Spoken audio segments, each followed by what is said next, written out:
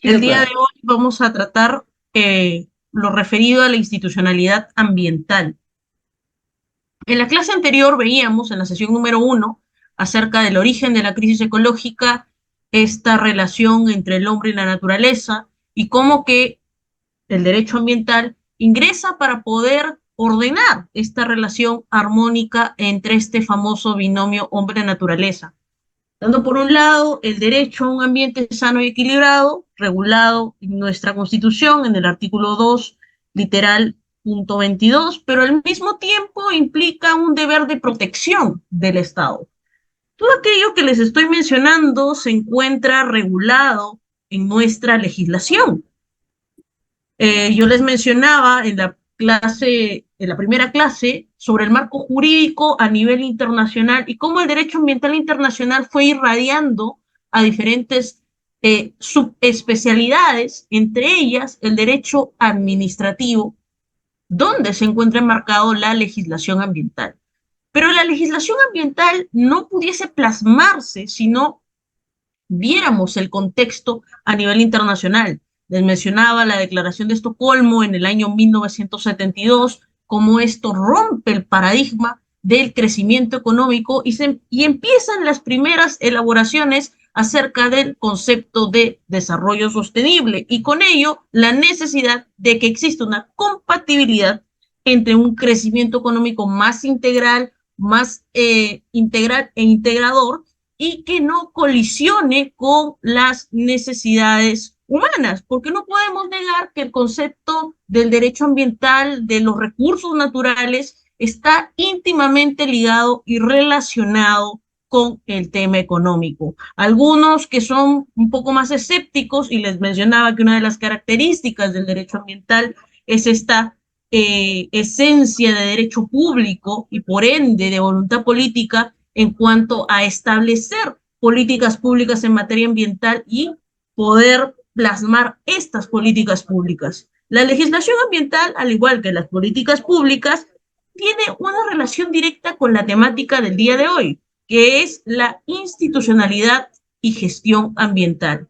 Y es que hace poco, es decir, el día de ayer, el Ministerio del Ambiente ha cumplido 16 años de creación, pero debemos entender el contexto en el cual se desarrolla toda esta famosa institucionalidad ambiental. ¿De qué está compuesta? En realidad existen diferentes sistemas que consagran el famoso Sistema Nacional de Gestión Ambiental. ¿Cuál es el marco jurídico en el que se envuelve? Y es que a partir de comprender qué es la institucionalidad ambiental, las falencias que tienen la institucionalidad ambiental, las competencias de las autoridades en materia ambiental, vamos a poder saber qué permiso y qué autorización se le va a requerir a estas autoridades ambientales. Desde mi opinión personal, considero que el tema ambiental lamentablemente se ha burocratizado. Si bien existen grandes avances en lo que es la gestión ambiental, existe también una especie de burocratización que ha creado un sistema de gestión ambiental cada vez más grande y en el cual se pueden ver envueltos confusiones de competencias ambientales, inclusive duplicidad de estas. Cuando hablamos de institucionalidad ambiental, llega a nuestra mente qué es la gestión ambiental. Es un sistema integrado, ha sido parte de un proceso continuo. El antecedente del Ministerio del Ambiente, por ejemplo, fue el Consejo Nacional del Medio Ambiente, el CONAM. ¿Fue mejor el CONAM? ¿Fue un gran avance el tema del Ministerio del Ambiente, crearlo y con ello todos los organismos ambientales que derivan de él? Pues bien, hablar de institucionalidad ambiental también significa hablar del Sistema Nacional de Gestión Ambiental. Un Sistema Nacional de Gestión Ambiental que busca canalizar los compromisos y con ello la política ambiental de nuestro país a nivel nacional, de manera sectorial, en los diferentes niveles de gobierno, no solamente en el gobierno central, sino también en los gobiernos regionales, en los gobiernos locales, que tienen competencias ambientales. Este Sistema Nacional de Gestión Ambiental está conformado al mismo tiempo por diferentes subsistemas. El Sistema de Evaluación de Impacto Ambiental, famosos SIA, el Sistema Nacional de Evaluación y Fiscalización Ambiental, cuyo ente principal es el OEFA como ente rector, el Sistema Nacional de Gestión de Recursos Hídricos, que tendrá como uno de sus principales participantes a la Autoridad Nacional del Agua.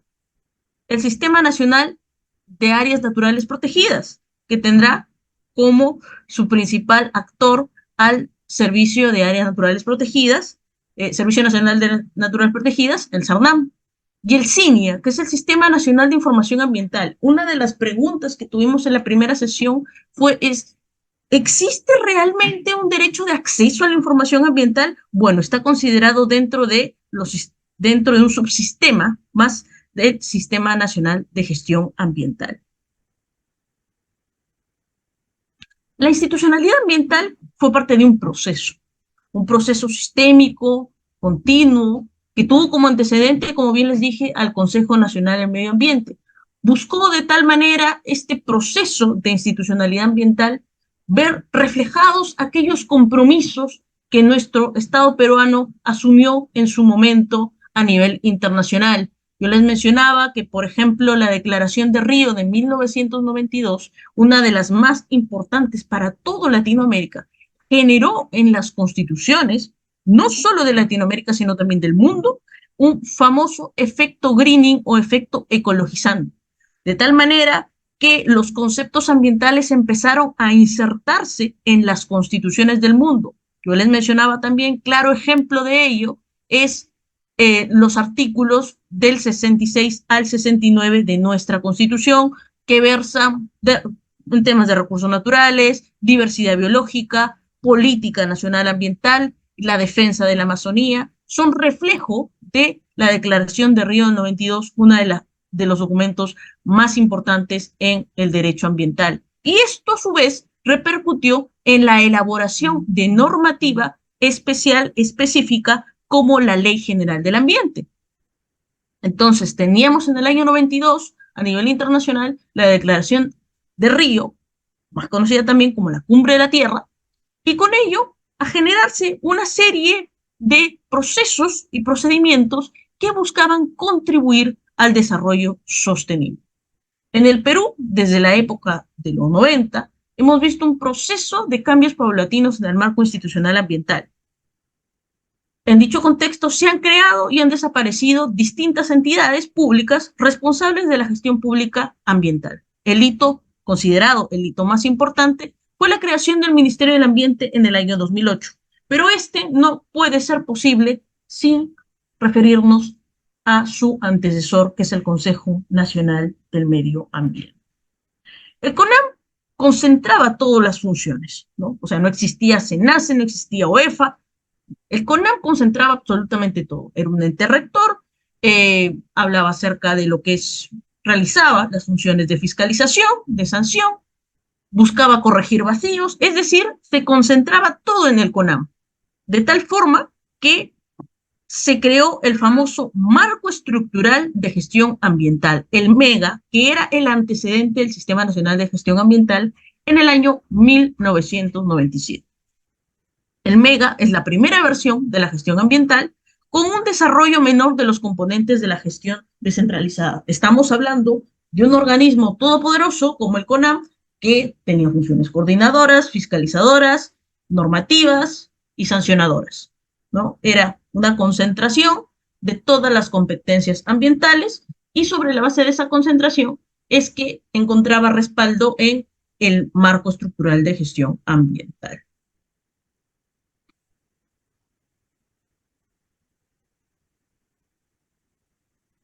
Es decir, el MEGA, ¿no?, que es el antecedente del Sistema Nacional de Gestión Ambiental, involucraba todos los subsistemas, ¿no? Sistema de evaluación de impacto ambiental, el sistema de manejo de áreas naturales protegidas, el sistema de información ambiental, etc.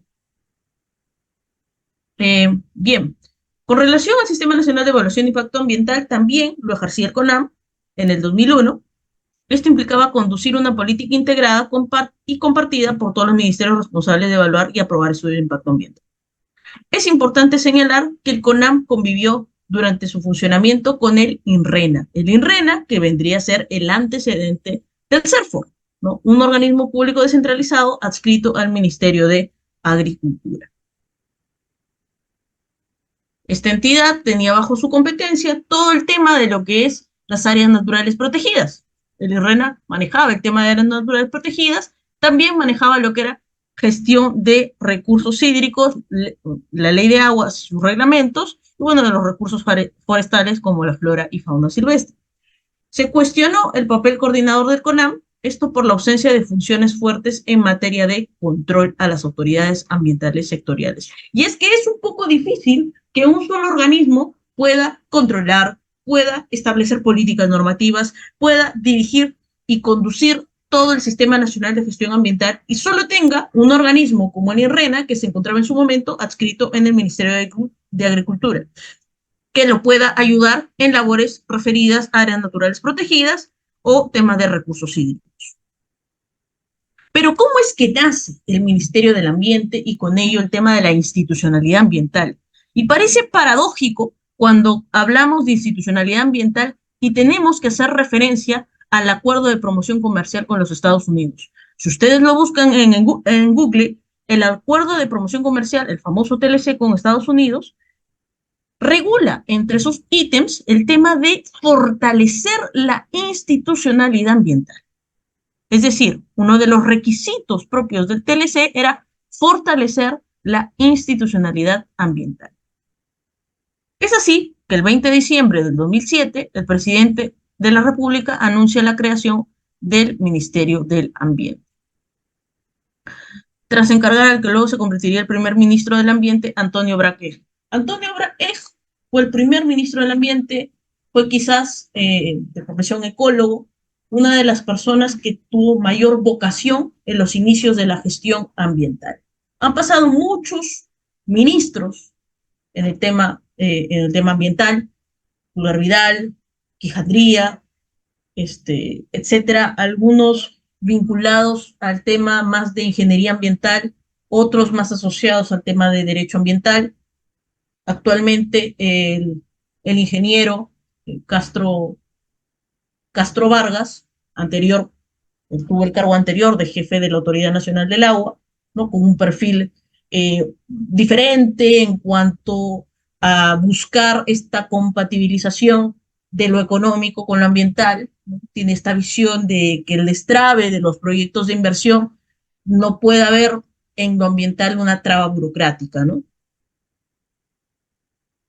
Esta norma, el decreto legislativo 1013, con la que se crea el Ministerio del Ambiente, también da lugar al Organismo de Evaluación y Fiscalización Ambiental, OEFA, y al Servicio Nacional de Áreas Naturales Protegidas, el CERNAM.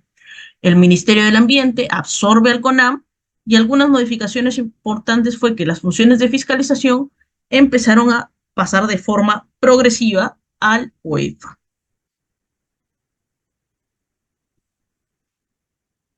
El IRRENA desaparece y lo referido a lo que es áreas naturales protegidas es tomado bajo la batuta del CERNAP. En lo que es materia de recursos hídricos, pasaron a la Autoridad Nacional del Agua, adscrita actualmente en el Ministerio de Desarrollo Agrario. Las competencias forestales fueron asumidas por CERFOR y en lo que concierne al Sistema Nacional de Gestión Ambiental, el MINAM, bueno, reemplaza en rectoría al CONAM. Si nosotros quisiéramos observar o hacer un pequeño revisión respecto de la evolución de la institucionalidad ambiental,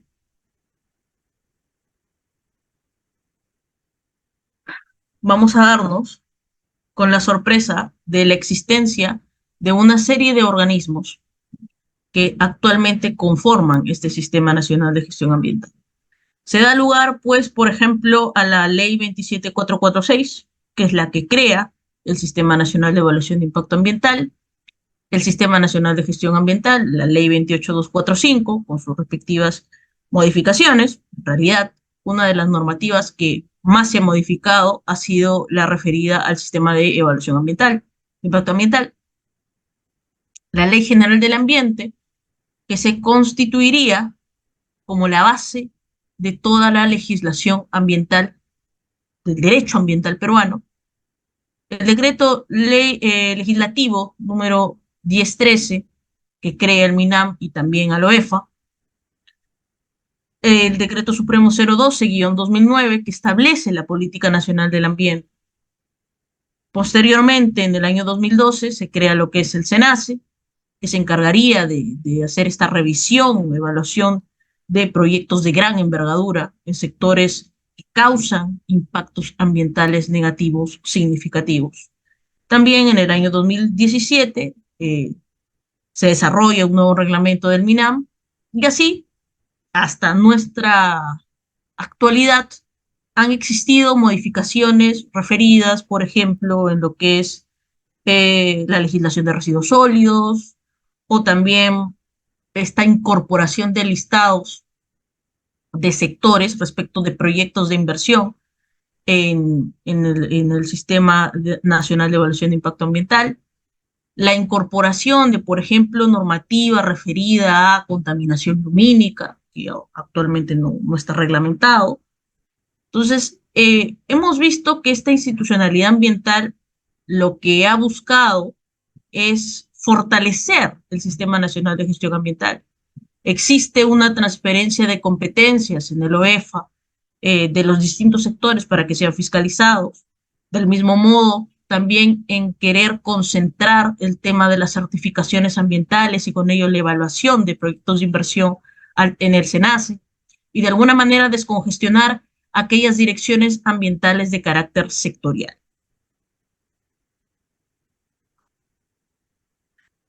Es también bastante ilustrativo referirnos a la Política Nacional del Ambiente, cuya visión y cuya proyección ha sido al año 2030. Actualmente estamos en el 2024. Es posible cuestionarnos si muchos de estos lineamientos se realizan en la actualidad, que han sido basados en este decreto supremo, si realmente hemos reducido la contaminación, si realmente hemos reducido la deforestación, si nos hemos comprometido en fortalecer la gobernanza y la educación ambiental, si existe una política de Estado que preserve la fragilidad de los ecosistemas, si hemos buscado estabilizar la diversidad biológica y si realmente este Sistema Nacional de Gestión Ambiental está cumpliendo en facilitar el cumplimiento de la normativa ambiental. Son quizás algunas de las interrogantes que yo pongo sobre el tapete, porque lo que me parece es que en virtud del principio que les mencionaba de progresividad, que les mencionaba en la primera clase, hemos retrocedido a nivel normativo o hemos buscado regular absolutamente todas las situaciones.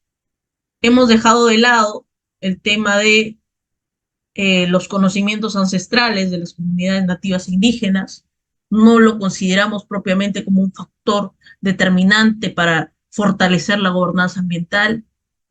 Hemos reducido ciertos trámites de permisos y autorizaciones ambientales con la finalidad de destrabar proyectos de inversión. Entonces, creo que si hacemos un balance, las intenciones que en su momento tuvo el ecólogo Brad Egg fueron muy buenas. Sin embargo, cuando tratamos de plasmarlo en la realidad, tenemos falencias en las competencias ambientales en los niveles de gobierno más básicos, a nivel de gobiernos regionales o a nivel de gobiernos locales. Y causa a veces un poco de gracia escuchar que un municipio que no puede ni siquiera gestionar bien los residuos sólidos esté diseñando una política sobre lucha contra el cambio climático, ¿no? Entonces, creo que lo que debemos hacer es regular aquellas cuestiones que están a nuestro alcance y fortalecer ello, ¿no? Los niveles de gobierno de abajo hacia arriba, para poder consolidar este sistema nacional de gestión ambiental. Algunas de las políticas, bueno, líneas de política ambiental que estableció esta normativa, tenemos incrementar el uso sostenible de las especies de flora y fauna. Bueno, eso implicaría una protección sobre la diversidad biológica, ¿no? Reducir los niveles de deforestación y degradación ambiental. Y ustedes se preguntarán qué pasa con esta famosa ley antiforestal. ¿Realmente estamos cumpliendo con este ítem? Una ley que es bastante cuestionable, ¿no? Por la dimensión y en realidad lo que pasa con esa normativa es el tema de interpretación, de la, de la vinculación jurídica que puede tener o no un informe del Ministerio del Ambiente para habilitar el tema de destrabar proyectos de inversión relacionados con el tema forestal. Controlar la contaminación atmosférica, marino-continental y de suelos. El Estado peruano, con la sentencia de la Oroya en la Corte Interamericana de Derechos Humanos, pues deja un poco este ítem en cuestionamiento, ¿no? Porque realmente lo que también sucedió en esa sentencia es, ¿por qué tú siendo Estado y sabiendo que existía contaminación ambiental, no hiciste o no estableciste medidas de mitigación para o de reducción de este tipo de contaminación, ¿no? A pesar de que tenías un sistema nacional de gestión ambiental? No se habla de aquello que sucedió cuando no existía institucionalidad ambiental, sino qué hiciste cuando ya tenías la institucionalidad ambiental. O sea, esa desidia del Estado es lo que se castiga a través de esta sentencia de la Oroya en la Corte Interamericana de Derechos Humanos y se convierte en un precedente interesante a nivel de Latinoamérica, ¿no? De cómo hay una responsabilidad del Estado, no solo de conservación, sino de ver todas las medidas necesarias para poder preservar el ambiente, para poder salvaguardar el derecho a un ambiente sano y equilibrado y aquellos derechos que son conexos al derecho a un ambiente sano y equilibrado. Derecho a la vida, derecho a la salud, derecho a la integridad física, que se ha cuestionado en esta sentencia, por ejemplo. Mejorar las sustancias químicas en actividades económicas. Que tanto los sectores están promoviendo mecanismos en los cuales se desarrolle proyectos de inversión, actividades económicas que generen un menor impacto ambiental. ¿Cómo es que va esa hoja de ruta de economía circular que tanto habla el Produce a través de las MIPES? Mejorar la gestión de residuos sólidos, que esto ya es un tema bastante trillado, que tiene responsabilidades compartidas en los tres niveles de gobierno. Reducir los riesgos naturales y antrópicos a causa del cambio climático. ¿Cuál es la política de gestión de riesgos que tienen los municipios? ¿Cómo es que coadyuvan los organismos ambientales en mejorar esta reducción de riesgos naturales? Nosotros veíamos, por ejemplo, las medidas que se toman de precaución frente a fenómenos como el fenómeno del Niño y cómo salieron inclusive decretos de urgencia donde se les decía a la Autoridad Nacional de Reconstrucción con Cambios, actualmente la Autoridad Nacional de Infraestructura, y a la Autoridad Nacional del Agua, interven quiénes las partidas económicas, gestionan el tema de quebradas, gestionan el tema de descolmatación de ríos, lo han hecho o no, eso también es bastante cuestionable. Fortalecer la gobernanza ambiental en los tres niveles de gobierno. Existe gobernanza ambiental en los proyectos de inversión de gran envergadura, existe un involucramiento de los actores privados junto con los actores públicos en la toma de decisiones en los diferentes niveles de gobierno. Basta ver, y eso lo veremos en una de las clases, el tema del índice de la conflictividad socioambiental, que muchas veces se da por un tema de falta de comunicación o por no haber diseñado adecuadamente un plan de participación ciudadana cuando esto lo requiere claramente la obtención de la certificación ambiental. Incrementar prácticas sostenibles y ecoeficientes en las entidades públicas y privadas. Esto pasa por el fomento de la sostenibilidad, la ecoeficiencia en instituciones públicas y privadas, reducir los gases de efecto invernadero en el país, cuál es nuestra política en cuanto a cambio climático, cómo es que estamos ejecutando la ley marco de cambio climático y su reglamento. Mejorar la gestión territorial del país con enfoque ambiental. Tenemos un instrumento válido sobre el ordenamiento territorial. Ojo que muchos de los conflictos socioambientales se generan por una mala gestión del ordenamiento territorial. Entonces, había que echar un vistazo a si realmente estamos efectuando o sincerando el tema del territorio. Fortalecer el conocimiento ambiental de entidades públicas y privadas y mejorar el comportamiento ambiental de la ciudadanía. Ambas cosas de la mano, porque lo que sí he podido visualizar es que existe un desconocimiento muy fuerte en el tema de competencias ambientales por parte de los niveles de gobierno como los municipios y los gobiernos regionales. Basta observar que existen competencias compartidas, y ustedes lo pueden también observar en la Ley Orgánica de Municipalidades, en la Ley Orgánica de Gobiernos Regionales.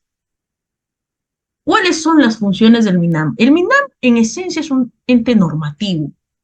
Es un ente que se va a encargar de diseñar la política ambiental de nuestro país. Emiten normas, tiene que garantizar el cumplimiento de esas normas. El MINAM, su función básicamente, más allá de la sanción, es diseñar la política ambiental de nuestro país.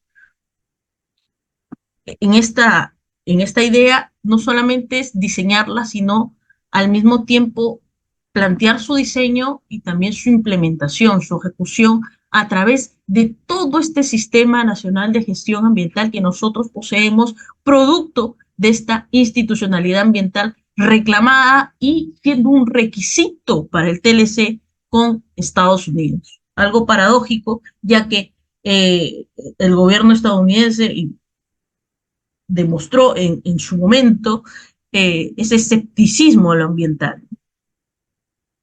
Dirigir el Sistema de Evaluación de Impacto Ambiental, el SEIA, y el Sistema Nacional de Información Ambiental.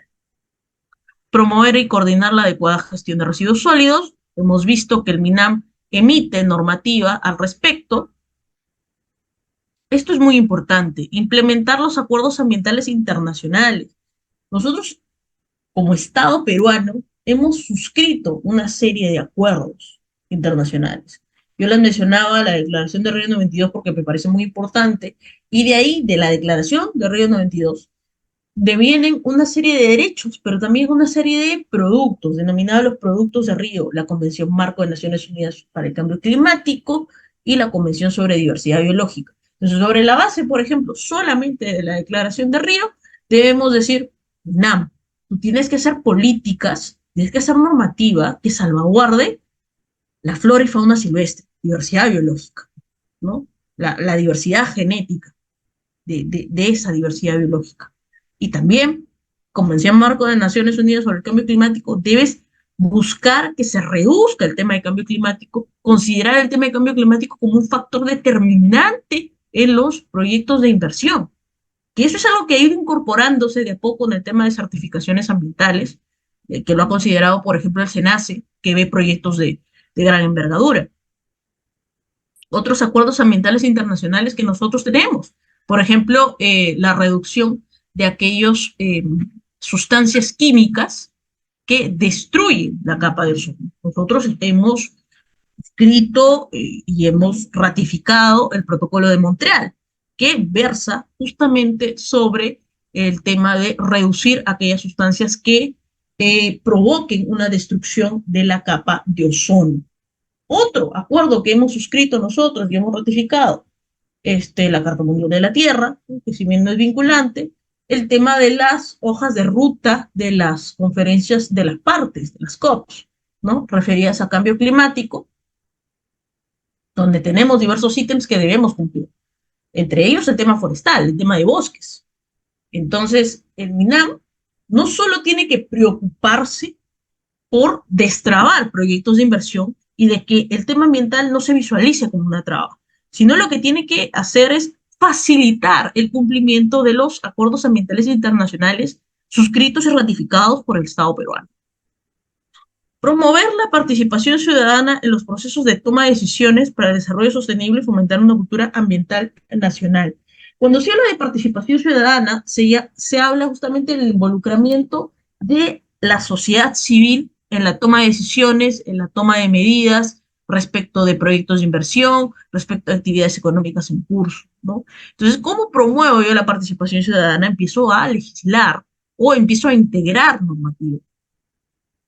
Lo que nos ha pasado, y también ha sido un punto de discusión en la doctrina, es si realmente esta legislación ambiental, que parece es muy dispersa, deba compendiarse en un código que permita no solamente a la administración pública comprender sus niveles de intervención, de articulación, de coordinación, sino también a la sociedad civil, qué es lo que puede requerir a la administración pública, qué es lo que puede exigir a la empresa privada. Eso es parte de la participación ciudadana, el tener acceso a la información ambiental, el poder denunciar frente a algún tipo de daño o menoscabo al ambiente y sus componentes. El OEFA, Organismo de Evaluación y Fiscalización Ambiental, que nace junto con el MINAM, busca esta conexión entre las actividades económicas y la fiscalización ambiental. Es decir, que exista un equilibrio entre la inversión privada y la protección ambiental. El OEFA es el ente encargado de la evaluación, supervisión y fiscalización en sentido estricto de los sectores bajo su competencia. A la OEFA se han ido trasladando una serie de sectores y con ello competencias para poder fiscalizarlo. Tenemos el tema de minería, el tema de energía, pesca, manufactura, servicios, entre otros. Creado también el 14 de mayo a través del decreto legislativo 1013, donde se aprueba como un organismo público técnico especializado con personería jurídica de derecho público y que lleva a cabo las funciones de supervisión, control y sanción en materia ambiental. Estos son los sectores que se han ido trasladando de a pocos a la OEFA. Actualmente también se ha trasladado, no lo he considerado aquí, pero también se ha trasladado el tema de vivienda y saneamiento, ¿no? Tenemos el tema de minería en sus diferentes etapas, ¿no?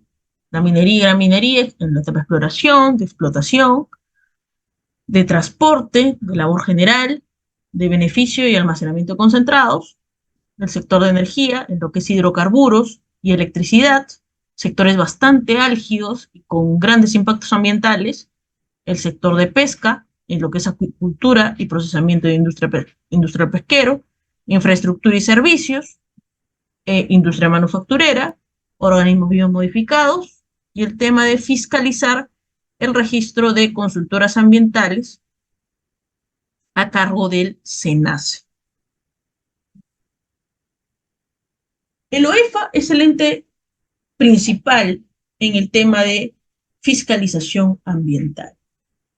La fiscalización ambiental en sí mismo tiene un propósito dentro de la institucionalidad ambiental y es el cumplimiento de las obligaciones ambientales a cargo de los administrados. Entiéndase por administrado una persona natural o una persona jurídica. Y ojo, que esto se condice con lo que siempre les repito. Existe un derecho a un ambiente sano y equilibrado, un derecho que todos nosotros podemos reclamar. Sin embargo, al mismo tiempo, también existe un deber para poder proteger el ambiente y sus componentes. Y este deber, que debiese ser parte de la ciudadanía ambiental y parte del poder desarrollar actividades económicas, es fiscalizado a través del OEFA. ¿Recuerdan los subsistemas dentro del Sistema Nacional de Gestión Ambiental? Uno de esos subsistemas es el Sistema Nacional de Evaluación y Fiscalización Ambiental. ¿Cuál es el ente? Por esencia, el Ministerio del Ambiente establecerá las políticas, la política normativa respecto a la fiscalización ambiental y el OEFA buscará ejecutar. Pero ¿es el OEFA el único ente capacitado para poder desarrollar la fiscalización ambiental en el Perú? La respuesta es no. El OEFA, si bien es el principal, tiene también como contrapartida a las entidades de fiscalización ambiental, sean estas a nivel nacional, regional o local. ¿A qué me refiero con las entidades de fiscalización ambiental? Son aquellos organismos que tienen competencias ambientales. ¿Recuerdan que les dije que la Ley Orgánica de Gobiernos Regionales, la Ley Orgánica de Municipalidades establece competencias ambientales?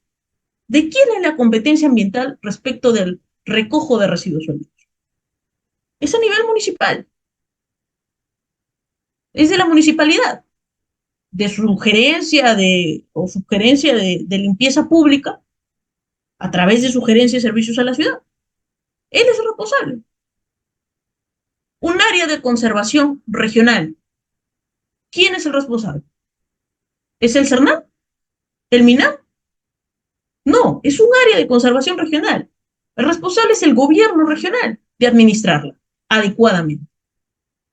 Entonces, las entidades de fiscalización ambiental, ¿qué serán? Serán aquellos organismos que tienen competencias ambientales.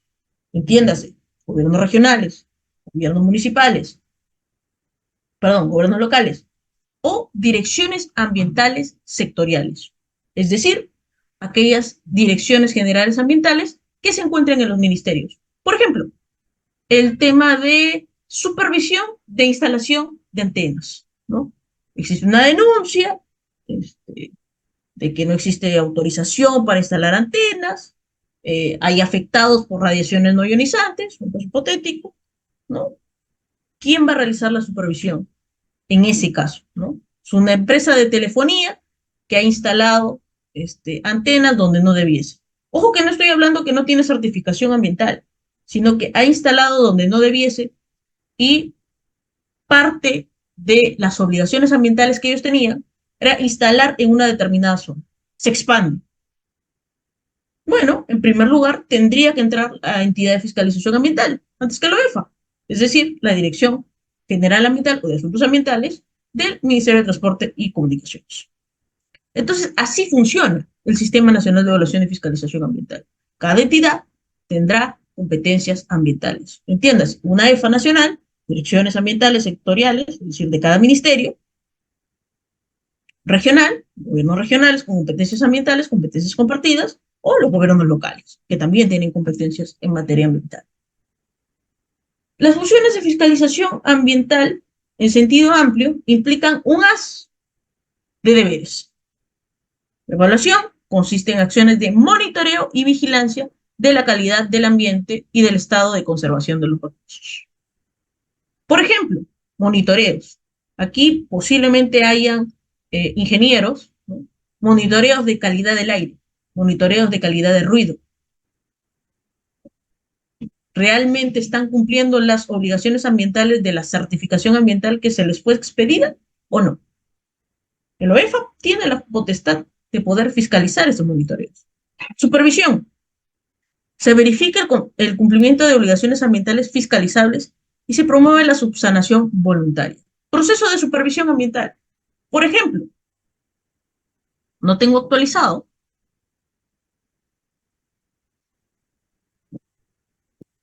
mi plan de gestión de residuos sólidos, ¿no? El OEFA te da la posibilidad de que puedas subsanarlo voluntariamente. Se te pasó, no sé, alguna fecha o algún criterio que se pueda subsanar, ¿no? Si no tienes, por ejemplo, si entra el OEFA y no tienes supervisión, no tienes, perdón, certificación ambiental, eso es una falta grave y no va a haber manera y forma de que puedas subsanarlo. Y aunque te otorgan la subsanación voluntaria, porque no hay forma. No cumpliste con lo esencial. Lo esencial para ejecutar un proyecto de inversión o para corregir una actividad en curso, si es que pudiese corregirse, y estamos hablando de impactos ambientales no significativos, es el tema de la certificación ambiental.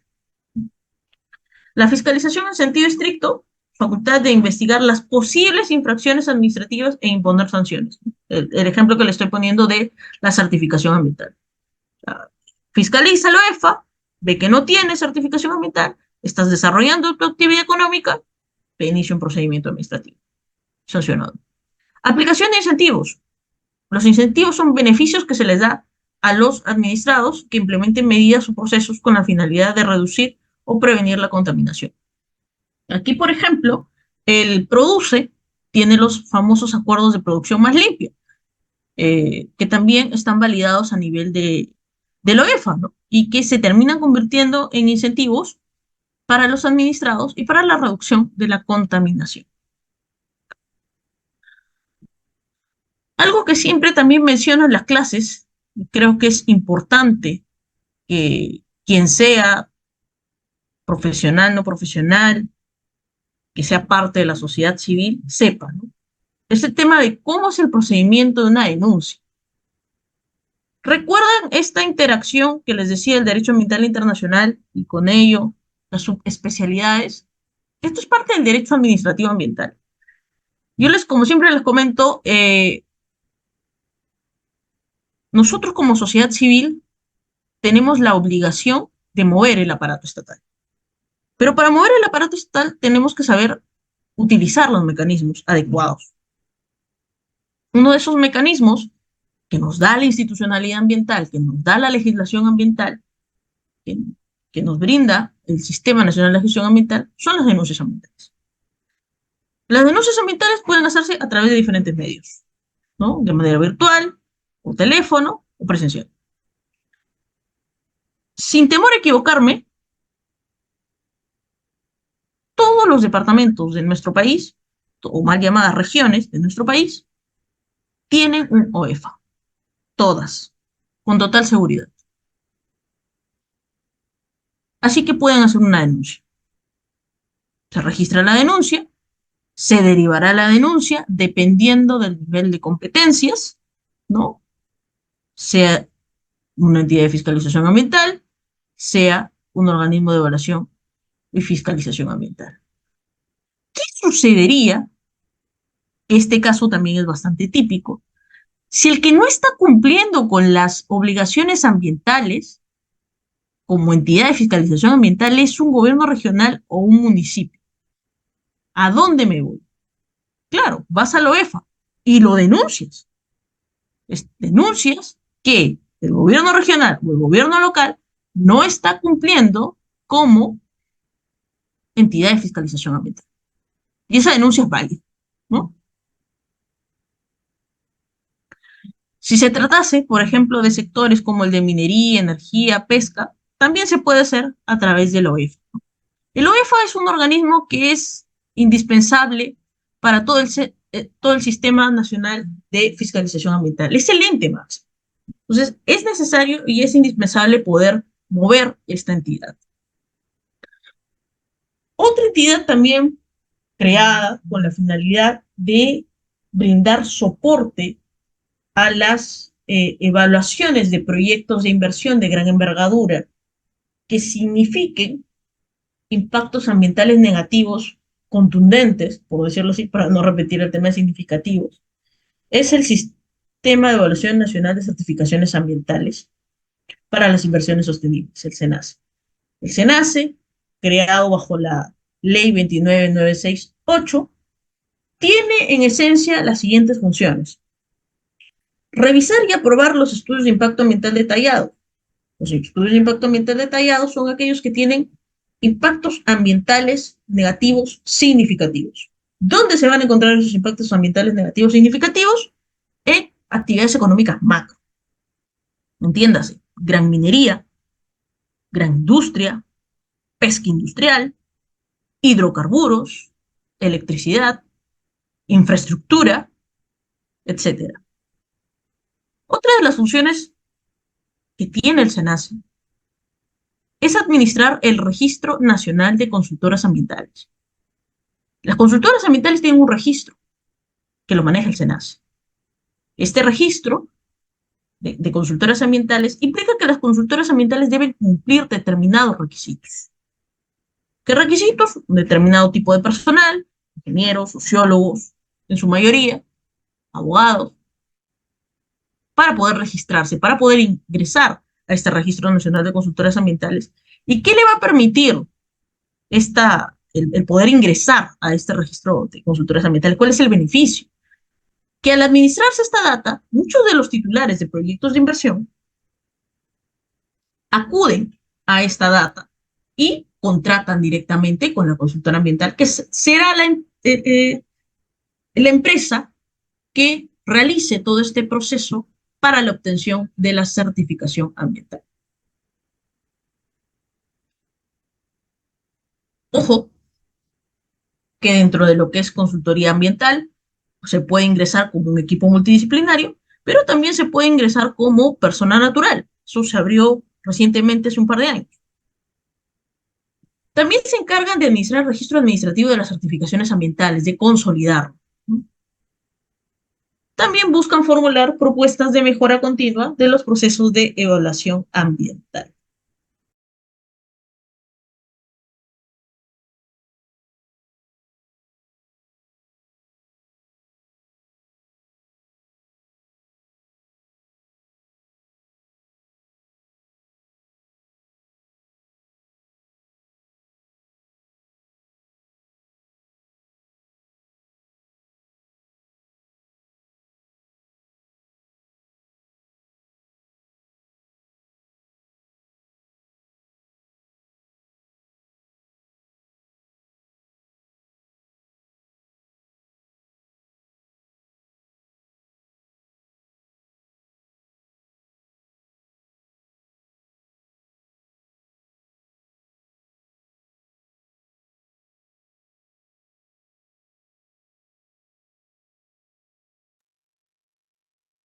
Ya, muchas gracias. Sí, estaba sin audio. Bien, esta es un poco la estructura primigenia del SENACE. La estructura del SENACE va a ir incrementándose y es lo que ha pasado con el OEF.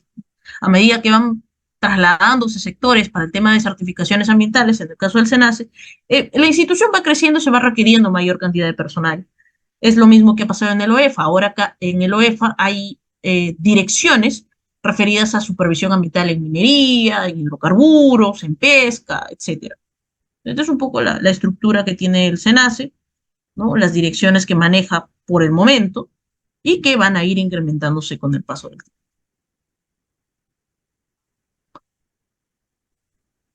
¿Cuáles son las diferencias con el OEFA? Muchos se confunden y piensan que SENACE y OEFA es lo mismo. Ambos forman parte del Sistema Nacional de Gestión Ambiental. Sin embargo, el SENACE se va a ubicar dentro del SIA, del Sistema de Evaluación de Impacto Ambiental, antes del inicio de la operación de un proyecto de inversión.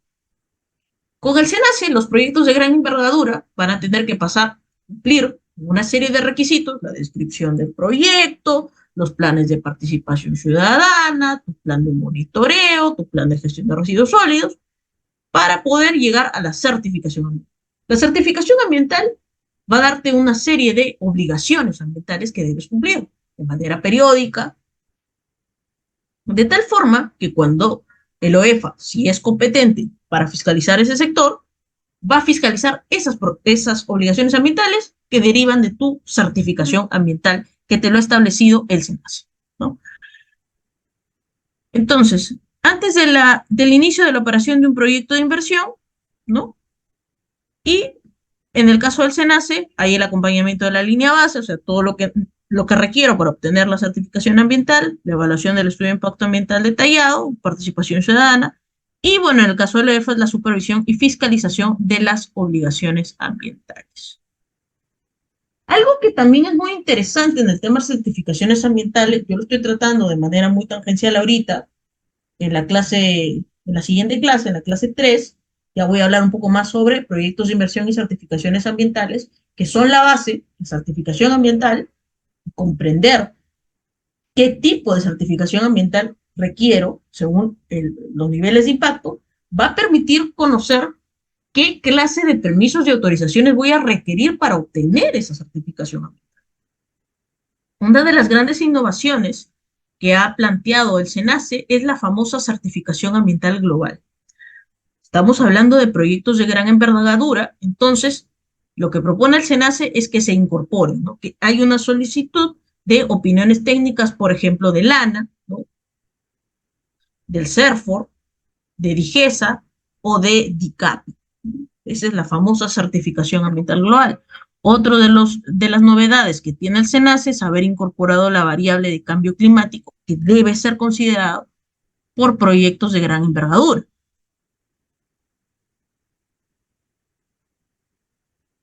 ¿Recuerdan al INREN en el tema de la institucionalidad ambiental, adscrito también al Ministerio de Desarrollo Agrario? De la misma forma, reemplaza al INRENA, lo dividimos en dos, ¿no? Tema de flora y fauna silvestre, CERFOR; tema de áreas naturales protegidas, SARNAM. A través del CERFOR, organismo técnico especializado adscrito al Ministerio de Desarrollo Agrario, es la autoridad y ente rector del Sistema Nacional de Gestión Forestal y de Fauna Silvestre. Aquí, a través del CERFOR, se busca promover la gestión sostenible y participativa de los recursos forestales y de fauna silvestre, el aprovechamiento de sus servicios ecosistémicos, brindando servicios de calidad que contribuyan al bienestar de los ciudadanos y ciudadanas. Algunas de las funciones que debe cumplir el CERFOR, y digo debe porque también al CERFOR se le ha cuestionado mucho si realmente realiza su labor cuando existen temas de infracciones administrativas relacionadas con flora y fauna silvestre, por eso digo que debe cumplir el CERFOR, es, por ejemplo, coordinar y promover el fortalecimiento del sector forestal, promover el acceso a mercados nuevos en tema forestal, conducir planes y programas y proyectos para implementar compromisos internacionales, aquí entra perfecto el tema de diversidad biológica, reconocer bosques locales, reservas y protectores, cumplir derechos y obligaciones que se otorgue, medidas de control y fiscalización al manejo y aprovechamiento de productos protegidos, sancionar el incumplimiento de las condiciones de los derechos que se otorguen, por ejemplo, de las concesiones forestales. El CERNAM, Servicio de Áreas Naturales Protegidas por el Estado, parte de la institucionalidad ambiental, es comprender que CERFOR y CERNAM no son lo mismo. En el caso del CERNAM hay una coordinación, actúa muchas veces como soporte técnico de gobiernos regionales y gobiernos locales cuando tienen a su cargo la administración de áreas protegidas, ¿no? De reservas, áreas de conservación regional, áreas de conservación municipal, etcétera. Buscan también emitir opinión sobre todos los proyectos normativos que involucren las áreas naturales protegidas. También, de la misma forma, orientar y apoyar la gestión de las áreas naturales protegidas, cuya administración esté a cargo de gobiernos regionales, locales y propietarios de predios reconocidos como áreas de conservación privada. Y otro de los cuestionamientos que en su momento se hizo al CERNAM es en qué medida el CERNAM puede brindar soporte técnico a aquellas reservas naturales consideradas como áreas de conservación privada, ¿no? Se dice que un área de conservación privada tiene que cumplir un plan maestro, determinados requisitos, y el CERNAM las declara como tal, ¿no? Solicitas y se declaran y hay una protección de una intangibilidad de los recursos naturales que se tienen en esa área de conservación privada. Pero ¿qué sucede cuando esa área de conservación privada es invadida, ¿no? Es atacada? Muchas veces el CERNAM no interviene y dice esto es un problema de quien gestiona el área de conservación privada y simplemente me mantengo al margen. Y si tú no cumples con los requisitos producto de una invasión, yo te quito pues la categoría de área de conservación privada. Eso ha sido quizás una postura bastante cuestionable del CERNAM al asumir el tema de las áreas de conservación privada. Por otro lado, y eso también lo puedo relacionar con algún caso que he visto, es el tema de las áreas de conservación regional, ¿no? Las áreas de conservación regional, si bien son administradas y gestionadas por los gobiernos regionales, el CERNAM tiene como obligación articular, coordinar, brindar soporte técnico para que estas áreas de conservación preserven esa riqueza de la flora y fauna silvestre, ¿no? Promover la participación ciudadana en la gestión de las áreas naturales protegidas. Entiéndase, por ejemplo, promover la participación o el mayor involucramiento de comunidades campesinas. Las famosas reservas comunales ayudan, contribuyen al sistema de áreas naturales protegidas.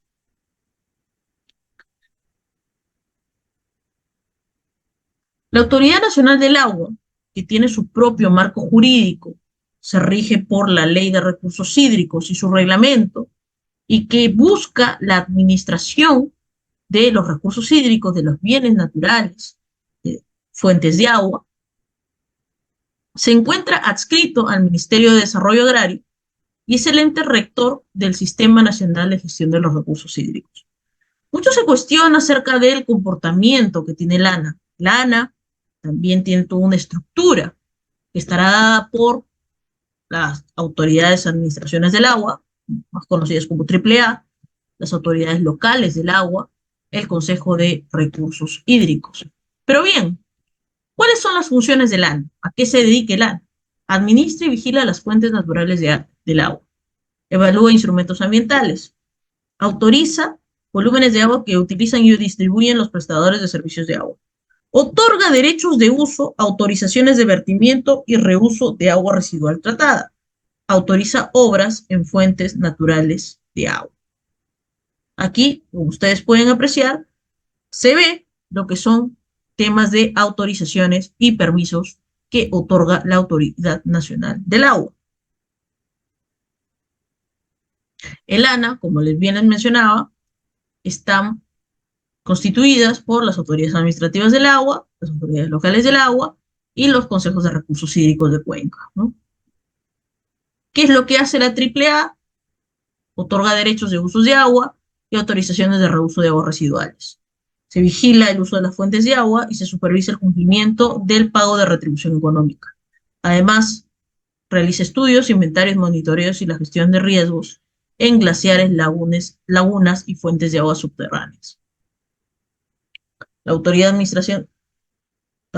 local del agua, el ALA, administra los recursos hídricos en su respectiva circunscripción territorial. Los consejos de recursos hídricos de cuenca son más bien espacios de gobernanza, ¿no? De gobernanza ambiental, de gobernanza de los recursos hídricos, donde los actores relacionados a la gestión del agua en las cuencas discuten problemas a fin de llegar a consensos, tomar acuerdos y ejecutar los compromisos que allí se establezcan. Nuevamente vuelvo al cuadro del derecho ambiental internacional y las subespecialidades que derivan.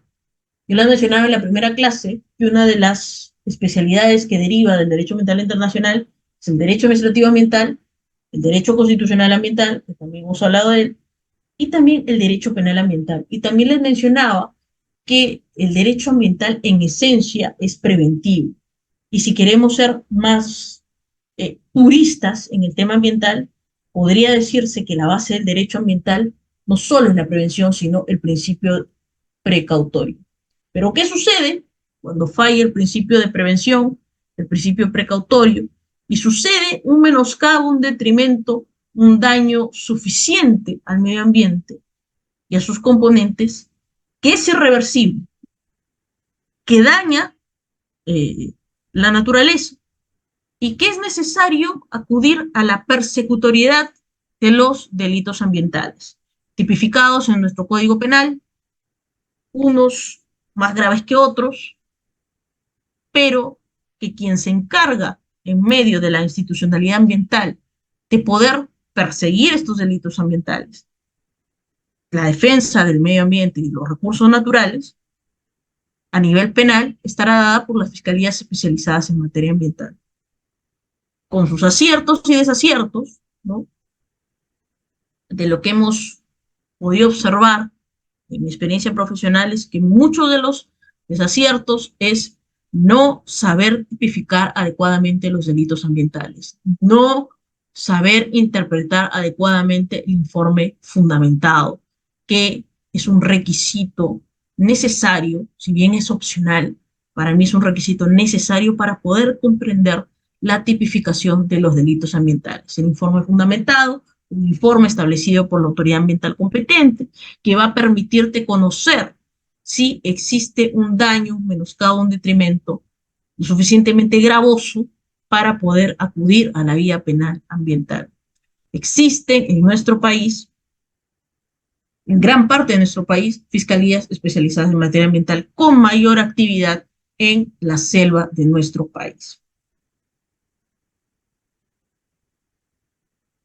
De los delitos que ven las fiscalías especializadas en materia ambiental con mayor frecuencia son el tema de los delitos de contaminación, de minería ilegal, los delitos de tráfico de flora y fauna silvestre, delitos que ya han tomado una relevancia tal que no puede visualizarse desde una perspectiva eminentemente territorial, sino que trasciende nuestras fronteras, trasciende las fronteras de nuestro país y que requiere un auxilio, un soporte técnico por parte de fiscalías especializadas en lo que es crimen organizado.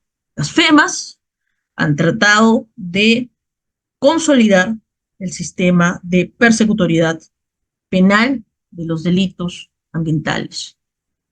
Es un trabajo progresivo, es parte de la institucionalidad ambiental que requirió en su momento el TLC con Estados Unidos.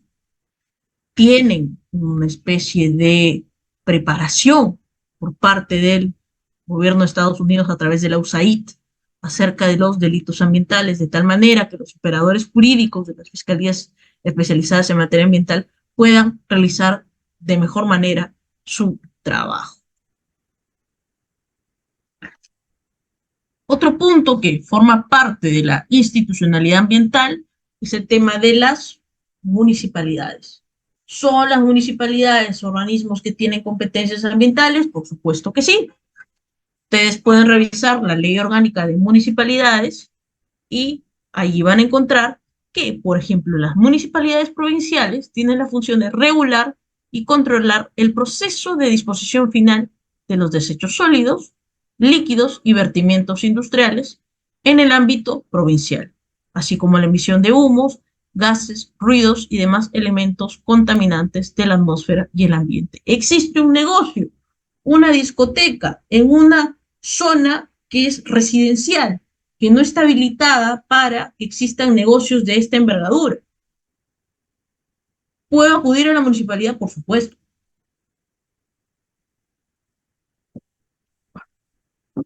Gilbert, por favor, está rayando toda la diapositiva.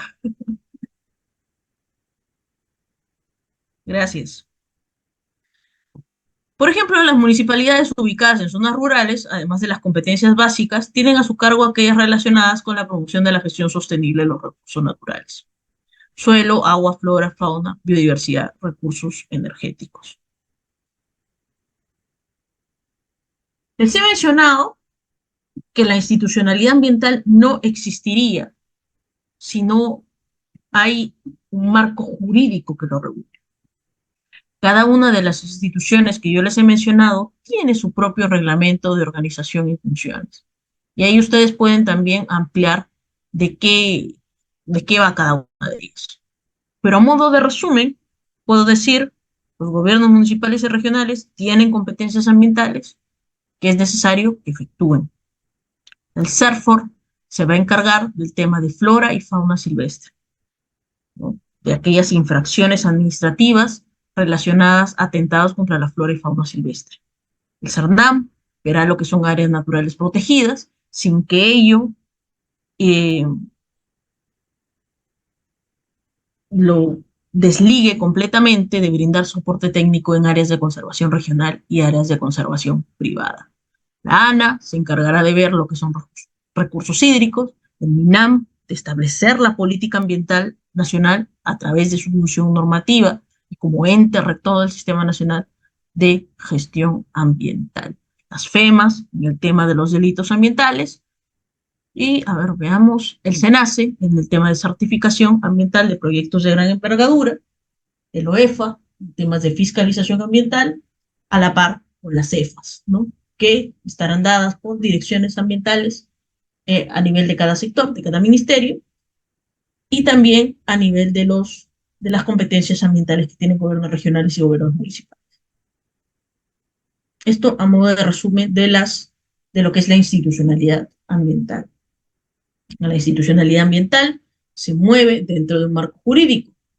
La ley, que es la base de todo el derecho ambiental peruano, es la Ley General del Ambiente. Muchos de sus principios, inspirados en la Declaración de Estocolmo del año 72, también ha recogido algunos de los conceptos de la Declaración de Río del 92, y lo que nos permite vislumbrar es este título preliminar que tiene, por ejemplo, como primer artículo, el derecho y deber fundamental con el ambiente y sus componentes. Por un lado, toda persona, como parte del ejercicio de su derecho a la vida, derecho a la salud, a un ambiente sano equilibrado y adecuado para el pleno desarrollo de su vida. Pero este derecho lleva correlativo una adecuada gestión ambiental y de protección al ambiente. Es decir, yo tengo el derecho a un ambiente sano y equilibrado, pero también tengo el deber de contribuir en la gestión ambiental. Entiéndase, persona natural, persona jurídica, en conservar la diversidad biológica, en promover el aprovechamiento sostenible de los recursos naturales y el desarrollo sostenible del país. Uno de los puntos que también se habló en la clase, en la primera clase, fue si yo puedo solicitar información sobre proyectos de inversión que puedan, o actividades económicas que puedan afectar al ambiente y el derecho a un ambiente sano y equilibrado. Yo les decía, nosotros podemos acudir a través de un mecanismo constitucional como es el habeas data, o podemos simplemente generar un trámite a nivel administrativo de solicitud de acceso a la información, invocando el artículo 2 de la Ley General del Ambiente. Toda persona tiene el derecho de acceder adecuada y oportunamente a información pública sobre las políticas, normas, medidas, obras y actividades que pudieran afectar directa o indirectamente al ambiente, sin necesidad de invocar justificación. Esto es muy importante. Hay información pública que ustedes pueden requerir. Allí cuando tengan algún tipo de duda sobre el tema de algún tipo de medida u obra o actividad económica que afectase el ambiente y sus componentes. Toda persona está obligada a proporcionar adecuada y oportunamente a las autoridades la información que éstas requieran para una efectiva gestión ambiental. Si, por ejemplo, como parte de un proceso de supervisión ambiental,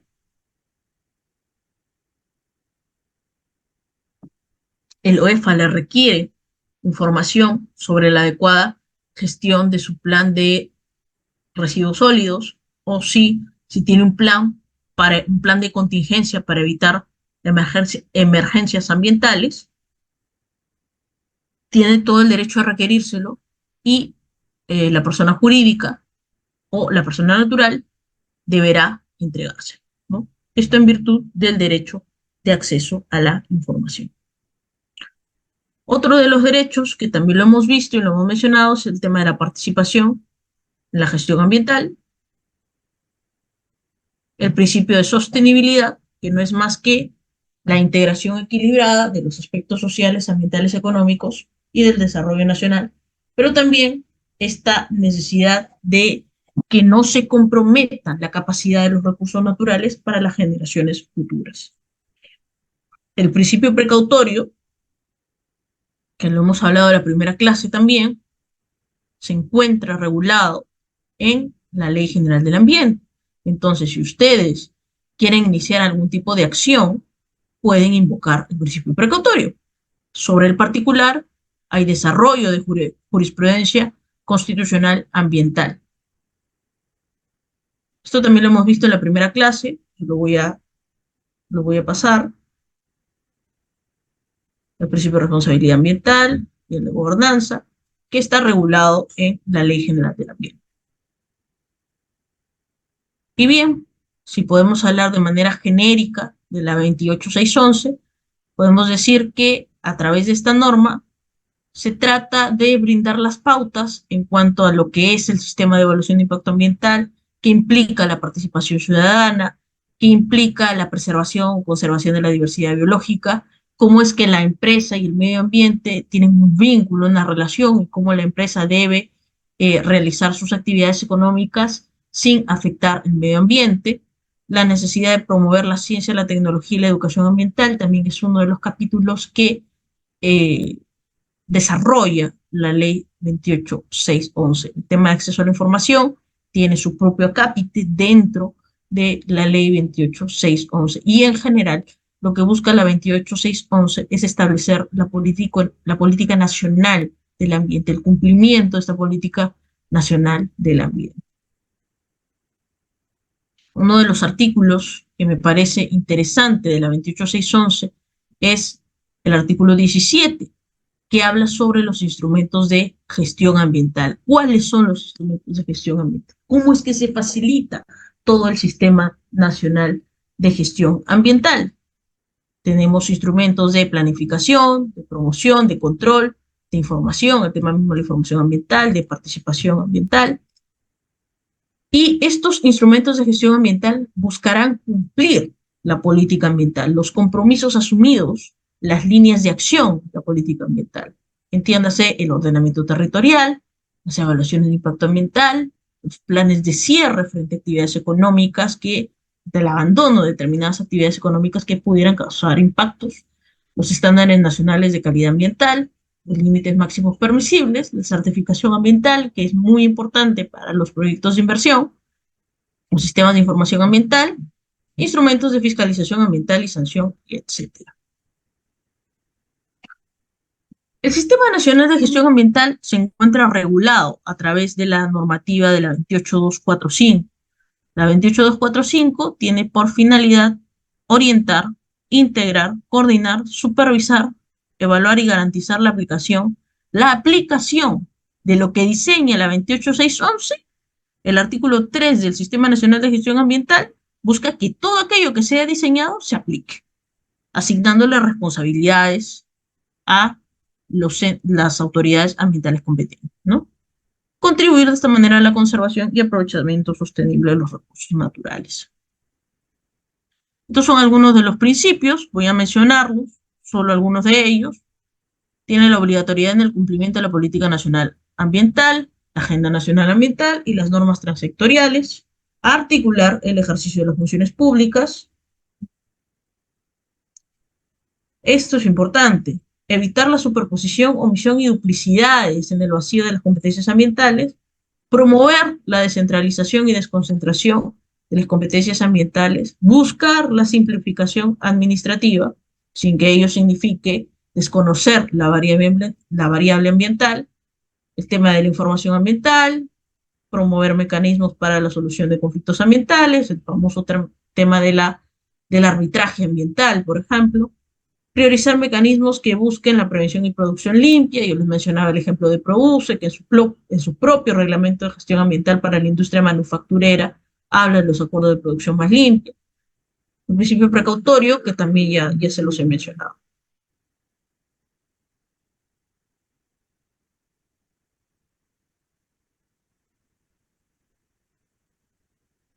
Otra normativa que es importante, que forma parte de lo que es denominado el marco general de la legislación ambiental y que tiene relación directa con los permisos y autorizaciones ambientales y con ello el tema de certificaciones ambientales, es el Sistema Nacional de Evaluación de Impacto Ambiental. El Sistema Nacional de Evaluación de Impacto Ambiental, dado por la Ley 27446, que tiene su propio reglamento y que profundizaremos en la clase número 3, busca consolidarse como un sistema único y coordinado de prevención, supervisión, control y corrección anticipada de los impactos ambientales negativos. Anticipada. En virtud del principio precautorio y el principio de prevención, se crea el Sistema Nacional de Evaluación de Impacto Ambiental con la finalidad de prevenir justamente de manera anticipada aquellos impactos ambientales negativos que se deriven de las acciones humanas expresadas en proyectos de inversión. ¿Por qué es importante esta norma? Porque tiene una serie de listados, ¿no?, de actividades económicas que van a requerir pasar por un proceso de certificación ambiental. Por ejemplo, no es lo mismo evaluar ambientalmente una bodega que un supermercado. Empezando por la zonificación. ¿Dónde es que debe estar ubicado? Entonces, lo que se busca con el SIA es, a través de estos listados, ¿no?, qué proyectos de inversión requieren de qué sector la certificación ambiental para poder desarrollarse. De esta manera, el SIA se construye a través de una pirámide donde nosotros, como sociedad civil o como consultores ambientales, nos encontramos en la base, porque nosotros vamos a ser y es nuevamente la teoría que yo manejo, quienes vamos a mover el aparato estatal y la administración pública, ya sea haciendo una evaluación preliminar, un EVAP, para poder obtener una certificación ambiental, ya sea porque vamos a desarrollar una actividad económica, titular de un proyecto de inversión, o ya sea porque necesitamos estar involucrados en un proceso de participación ciudadana o de consulta previa para el desarrollo de estos proyectos de inversión. Esto también implica que dentro del SIA exista labores de supervisión y de fiscalización ambiental, ya sea a través de la OEFA, ya sea a través de las CEFAS. Pero que estos proyectos de inversión o actividades económicas no pueden hacerse al azar. Si bien tenemos la EVAP, también se requiere, allí cuando exista algún tipo de potencial afectación, no se olviden, principio precautorio y prevención, la opinión de entidades, entiéndase, temas de recursos hídricos, Cerelana, el SARNAM, el tema de áreas naturales protegidas, el Ministerio de Cultura, también puede ser un opinante técnico, y las autoridades que conducen el proceso de evaluación de impacto ambiental, direcciones ambientales sectoriales o el SENACE. Y el MINAM, que es el que va a establecer las políticas públicas de evaluación de impacto.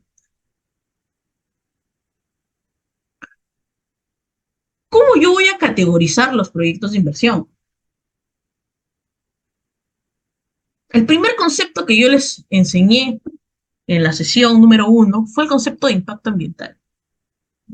Y el concepto de impacto ambiental nos va a acompañar hasta la finalización del curso. Porque es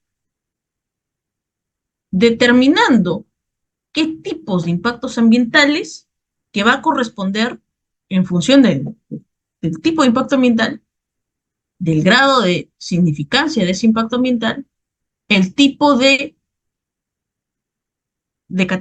la categorización de la certificación ambiental que voy a obtener. En la categoría 1 encontramos lo que son las declaraciones de impacto ambiental.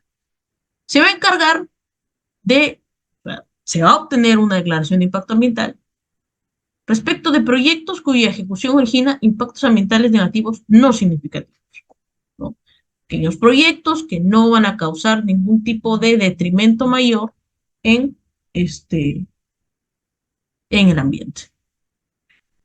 La categoría 2 va a estar dada por el estudio de impacto ambiental semidetallado, es decir, aquellos impactos negativos, pero moderados, que van a poder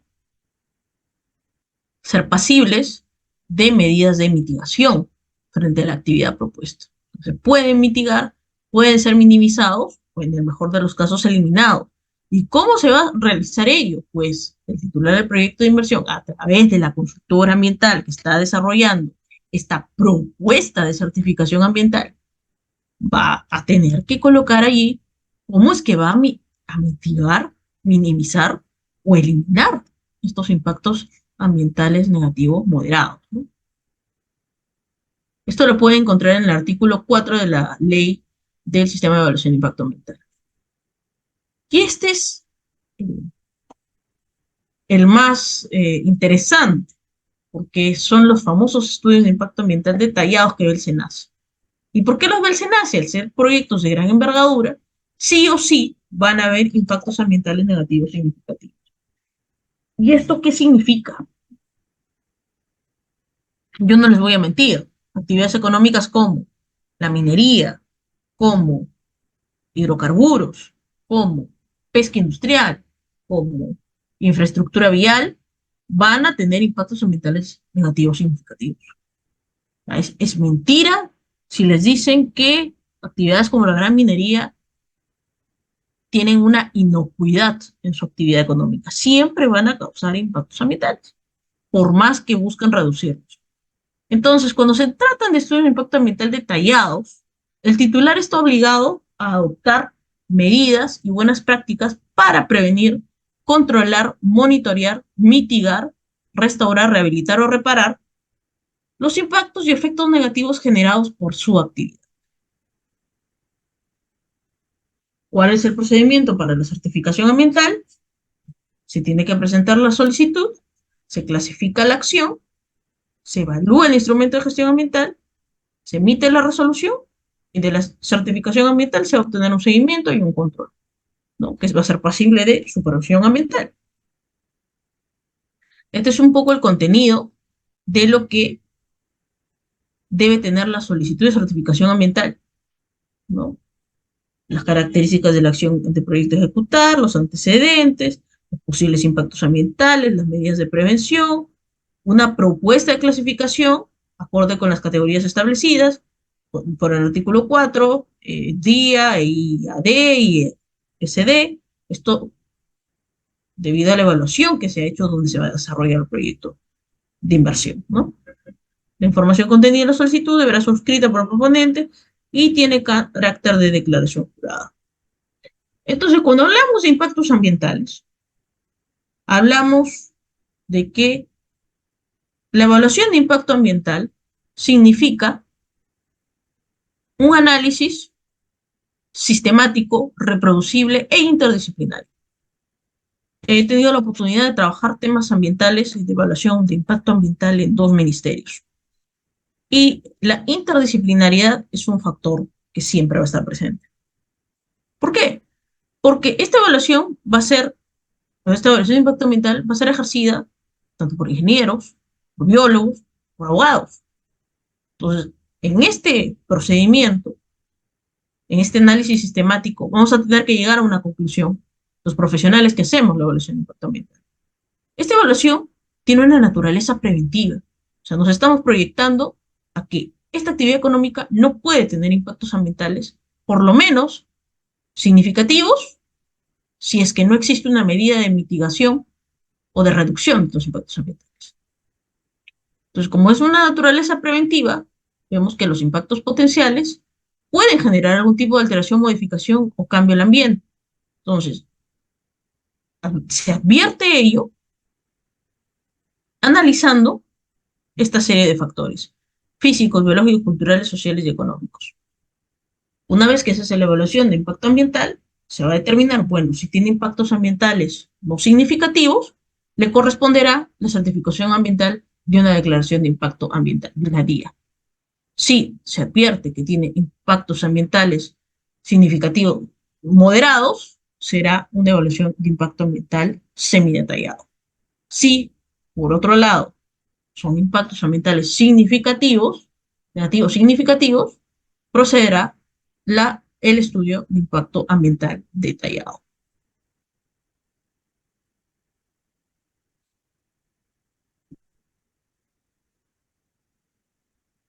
La autoridad competente deberá ratificar o modificar la propuesta de clasificación con la presentación de la solicitud. O sea, cuando la consultora ambiental desarrolla todos estos criterios para poder solicitar la certificación ambiental, le puede postular a lo que dice el artículo 4. Bueno, esta actividad económica encajaría muy bien en lo que es una declaración de impacto ambiental. Pero, ¿qué sucede si en el proceso de evaluación ambiental advertimos que no se trata, o sea, la consultora propuso una DIA, sino que se trata de un estudio de impacto ambiental semidetallado? Se tienen 45 días para notificar, porque siempre en el proceso de evaluación de impacto ambiental eh, hay observaciones. Hay observaciones que se pueden levantar, pero hay otras que no se pueden levantar. Por ejemplo, el tema de que no hay una adecuada propuesta en la clasificación, en la categorización de la certificación ambiental, puede acarrear que se tenga que realizar un nuevo estudio de impacto ambiental, una nueva evaluación ambiental por parte de la consultora.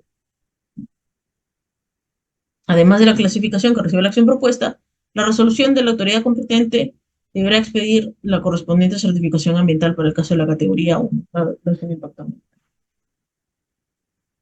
¿Qué es lo que por lo general contiene esta evaluación ambiental por parte de las consultoras ambientales, ¿no?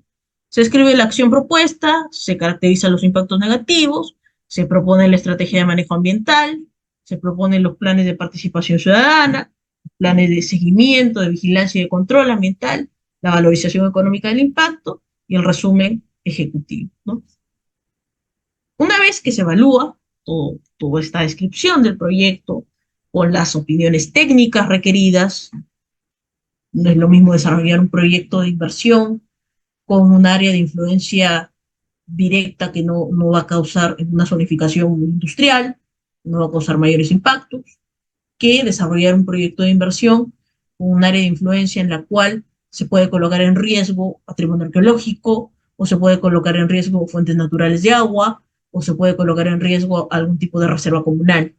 Es diferente. Se van a requerir permisos y autorizaciones determinadas u opiniones técnicas vinculantes, ¿no? Para ello, para poder hablar de una certificación ambiental, una vez que la evaluación ambiental es óptima, lo que se busca es elaborar el equipo multidisciplinario, una vez que hizo la evaluación ambiental, evalúa un informe técnico legal, suscrito por lo general por un ingeniero y un abogado, ¿no? Donde se sustenta la evaluación. La autoridad expide una resolución motivada donde se aprueba esta certificación ambiental de la obra o proyecto para que pueda ejecutarse. Esta sería, si queremos hablar del concepto de autorización, la autorización en esencia que se tiene en los proyectos de inversión ambiental, ¿no? Que es el tema de las certificaciones ambientales. Si queremos hablar de una autorización en esencia dentro del proceso de evaluación de impacto ambiental, es la certificación ambiental. Que dentro de esta evaluación ambiental, dentro de la descripción del proyecto, se deban requerir permisos y autorizaciones, ese es otro tema. Ese es otro tema. Eso de todas maneras se va a tener que dar. Si yo desarrollo una actividad económica y necesito talar bosques que son bienes públicos, voy a necesitar una autorización de desbosque. Si necesito desarrollar un proyecto que puede afectar fuente de agua natural, necesito una opinión técnica de la ANA. Si necesito, por ejemplo, desarrollar una actividad económica y tengo la duda de que existe un patrimonio arqueológico, por ahí voy a necesitar un CIRA, ¿no? Que eso ya lo vamos a ver en las siguientes clases. Entonces, para finalizar el día de hoy, respecto de lo que son la institucionalidad, gestión ambiental, debo decir que la institucionalidad ambiental es parte y sigue siendo parte de un proceso continuo, sistemático, que tuvo como primer antecedente al CONAM y que ahora es ejercido por el MINAM. A través del MINAM se fortalece, en teoría al menos, el tema de institucionalidad ambiental y con ello una serie de organismos ambientales competentes que ya hemos visto durante la clase. Todos estos organismos se mueven dentro de un marco jurídico general que son la Ley General del Ambiente, la Ley del Sistema Nacional de Gestión Ambiental y la Ley del Sistema de Evaluación de Impacto Ambiental. Teniendo que la Ley del Sistema de Evaluación de Impacto Ambiental implica que los proyectos de inversión puedan ingresar dentro de una categorización en cuanto a su certificación ambiental. La certificación ambiental, para poder obtenerla, la consultora ambiental autorizada tendrá que hacer una propuesta, ¿no? En función de la descripción del proyecto, de la incorporación de planes como el plan de monitoreo, el plan de participación ciudadana, y será la autoridad ambiental competente para otorgar la certificación ambiental la que evalúe a través de un equipo interdisciplinario qué certificación ambiental corresponde y si tiene todos los requisitos que se requieren, que son necesarios para obtener esta certificación ambiental. Entonces, en la próxima clase buscaré profundizar sobre lo que son proyectos de inversión, la certificación ambiental, que como les digo, en esencia es la autorización ambiental matriz, por decirlo así, porque es a través de la certificación ambiental que yo tengo la seguridad que el proyecto de inversión que voy a realizar, que la actividad económica que voy a realizar, cuenta con las garantías de cumplir las obligaciones ambientales. No se olviden que parte de la sostenibilidad ambiental, que es un principio dentro de la Ley General del Ambiente, es que exista esta compatibilidad entre la actividad económica y la fiscalización, la evaluación, el control ambiental. Que ello no pudiese darse si no existiese este sistema de gestión ambiental. dividido en una serie de subsistemas, ¿no? Como lo hemos visto, el SIA, el de recursos hídricos, áreas naturales protegidas y el Propocinia, ¿no? Que es un Sistema Nacional de Información Ambiental. Ustedes pueden googlear y colocar CINIA y ahí van a encontrar eh, toda la información sobre el tema ambiental, algo que también es un poquito cuestionable porque el CINIA no es una ventana que se actualice de manera permanente en cuanto a la data que se maneja respecto de determinadas temáticas. Pero bien, esto es un poco el tema de institucionalidad y gestión ambiental. Yo quedo atenta a las interrogantes que puedan darse, ¿no? En estos minutos que nos quedan.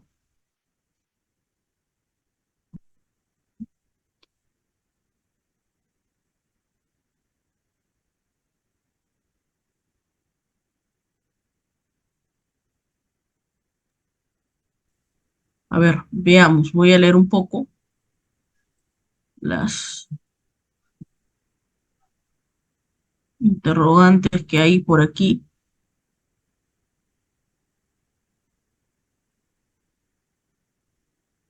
Doctora, una consulta.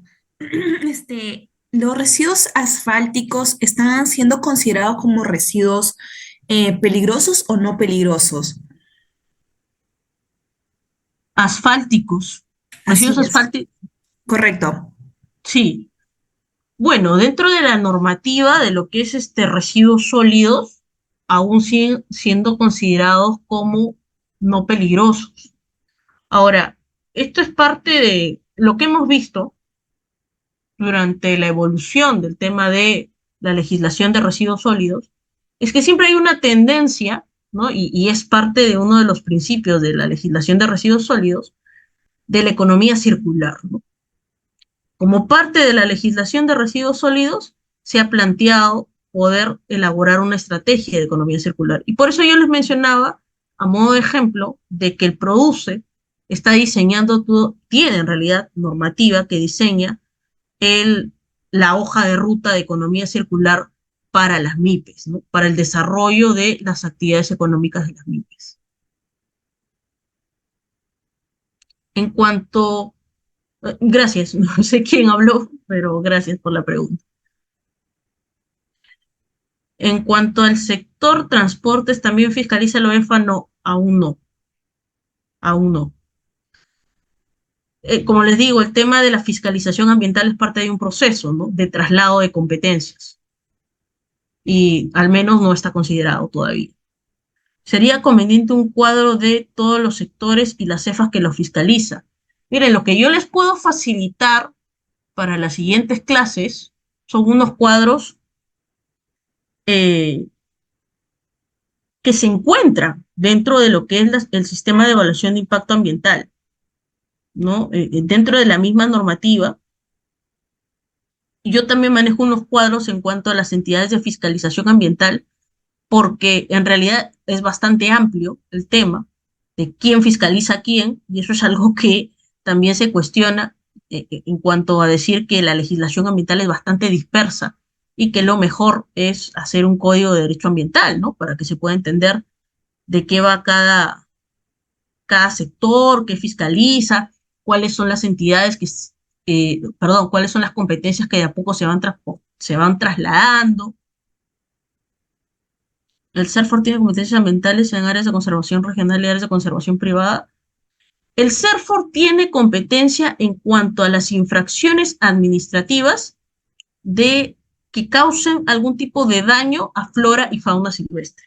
Y esto se puede dar tanto en áreas de conservación regional como en áreas de conservación privada. Ahí donde exista algún tipo de daño puesta en peligro, porque no olvidemos que el derecho ambiental es un derecho preventivo, precautorio, puede entrar el SAFOR. Yo les pongo un ejemplo. Hace poco tuvimos un caso en un área de conservación regional en Lima, donde se pudo visualizar tala de bosques silvestres, por decirlo así, y pudo intervenir el CERFO, ¿no? Un área de conservación regional. Del mismo modo, también he manejado casos donde el CERFOR se ha solicitado la intervención del CERFOR cuando hemos visto algún daño a flora y fauna silvestre, ¿no? En área de conservación privada. No sé de dónde viene esta pregunta.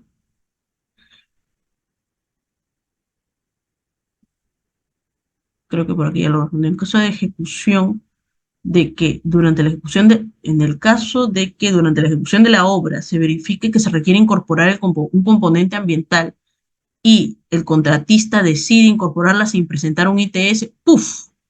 ¿Cuál es el procedimiento que deberá seguir un supervisor de obra? Estamos hablando de que una modificación, ojo que el ITS, el informe técnico sustentatorio, es cuando existe algún tipo de modificación accesoria que no ha causado un impacto ambiental significativo. Tendría que analizarse, por lo que yo entiendo, se requiere incorporar el componente ambiental, es que dependiendo de dónde se ha desarrollado la obra, debe existir algún tipo de impacto ambiental significativo y ahí va a ser un poco difícil que se pueda presentar el ITS.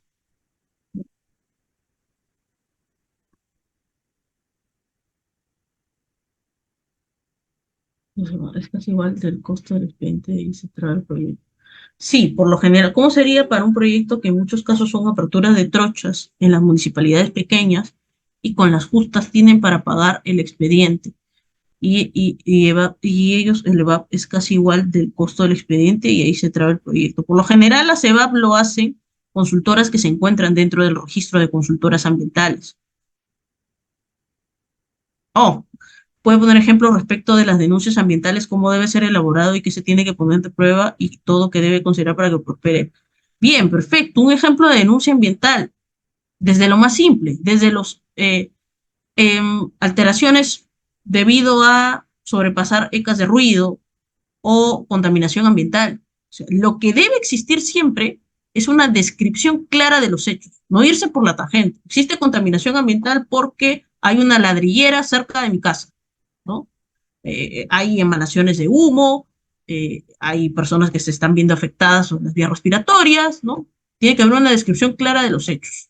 Si puede obtener pruebas, fotografías o algún tipo de testimonio, es válido poder documentar. ¿Dónde se hace? Depende. Puede hacerse a nivel administrativo para el OEFA, denunciando a la empresa, o si se trata de una competencia ambiental municipal, que por lo general se puede ingresar primero a través de la entidad de fiscalización ambiental y luego a la OEFA.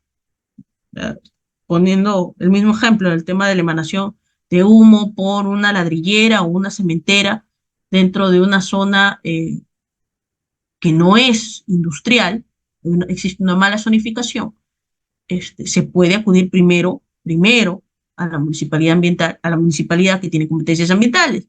De lo contrario, si la EFA no cumple, se acude a la OEFA. Si esto sigue dañando ya la salud de las personas, ojo, ya estamos pasando a un plano más del tema penal. Se puede hacer la denuncia a nivel policial o también a nivel de la Fiscalía Especializada en Materia Ambiental.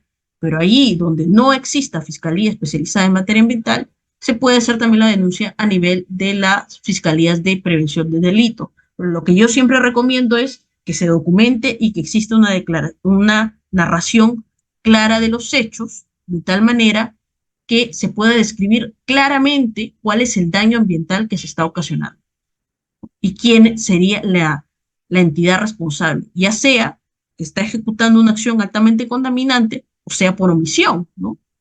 Ojo, una de las funciones de la OEFA es supervisar a las EFAs, ¿no? Supervisar, por ejemplo, que las municipalidades ambientales, las municipalidades que tienen competencia ambiental, puedan realizar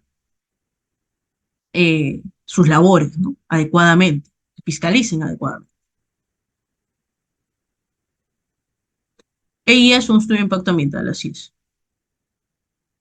Por ejemplo, la mala gestión de los residuos sólidos por parte de la municipalidad, como debe ser. La mala gestión de residuos sólidos por parte de la municipalidad, ¿cómo debe ser denunciado? Primero, documenten. Dos, ¿es competencia municipal el tema de la gestión, de la adecuada gestión de residuos sólidos? Sí. Van a la normativa sobre residuos sólidos. ¿No? Está infringiendo tal y tal norma, ¿no? Sobre tema, está infringiendo la norma sobre residuos sólidos porque no está gestionando adecuadamente, hay mala disposición de los residuos sólidos, está generando niveles de contaminación, ¿no? Fotografías y lo denuncia. En el caso de la municipalidad, vas directo a la OEFA, porque la OEFA, una de sus funciones es fiscalizar que las entidades de fiscalización ambiental realicen adecuadamente sus funciones. Claro, también puedes ir a la Contraloría por un tema del organismo de control interno, ¿no? Eso también es uno de los modos. Puedes ir al OSI, ¿no? Sin que quites el tema del OEFA, ¿no? Aunque, miren, por experiencia, tuvimos un caso donde el implicado era la autoridad competente de gestión de recursos hídricos y denunciamos al OSI y nada, ¿no? Entonces, yo siempre les recomiendo, pueden utilizar el mecanismo del OSI, pero no se olviden de que estamos hablando de temas ambientales, entonces pueden utilizar el tema de la OEFA.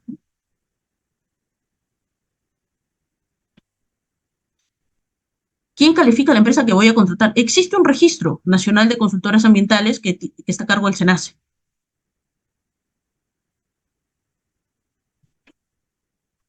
Así es. El resto de proyectos están en cada sector a través de las direcciones generales de asuntos ambientales. Bueno,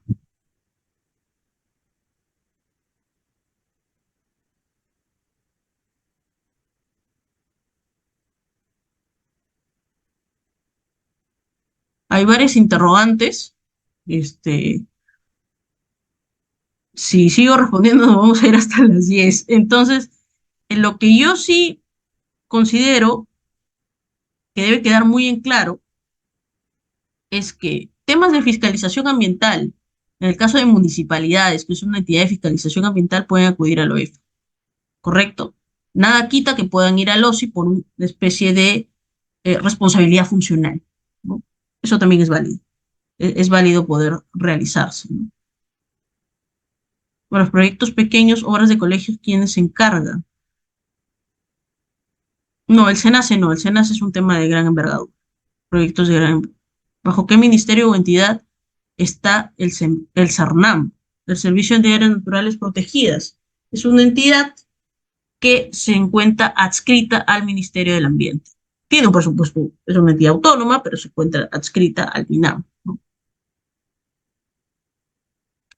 Solo el CERNAM BANP, claro, es parte del Sistema Nacional de Áreas Naturales Protegidas. El CERFOR ve aprovechamiento fuera de las ANIP, de fauna silvestre fuera de las ANIP. Así es. El ANA se encuentra adscrito, y eso también es uno de los cuestionamientos, al Ministerio de Desarrollo Agrario, igual que el CERFOR. Así es. Una cosa, las denuncias ambientales a nivel de la OEFA es una denuncia administrativa, derecho administrativo ambiental.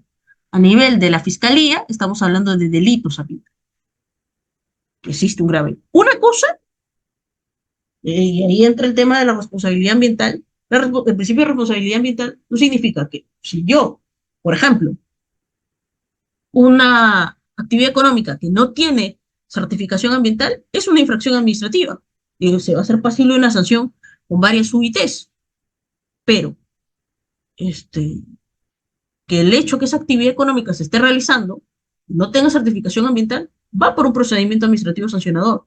Pero que esa actividad económica además esté causando impactos ambientales que están dañando al ambiente y sus componentes, va a un proceso penal de delito de contaminación ambiental. Se pueden tener responsabilidades administrativas y responsabilidades a nivel penal. Bueno, yo con esto doy por concluida la clase el día de hoy. La verdad que son varias interrogantes. He tratado de contestar las más que se puede. Sí, lo voy a tocar en la clase 3 el tema del FITSA, que me parece una locura, pero bueno, es interesante poder mencionarlo. Bien, agradezco a cada uno su participación. La verdad, como les digo, son bastantes interrogantes y vamos a ir dilucidándolas con el tiempo, ¿no?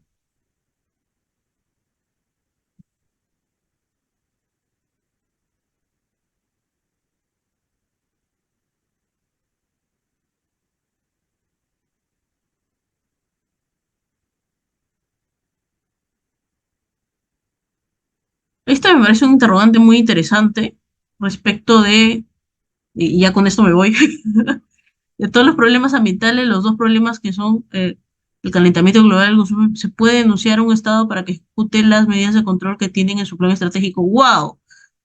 Bueno, lo que se está dando a nivel internacional son los famosos litigios climáticos, ¿no? Donde entraría el tema de calentamiento global. Son litigios estratégicos donde se trata de construir una teoría en la cual se denuncia al Estado, se ven los mecanismos para denunciar al Estado, en este caso con un tema de,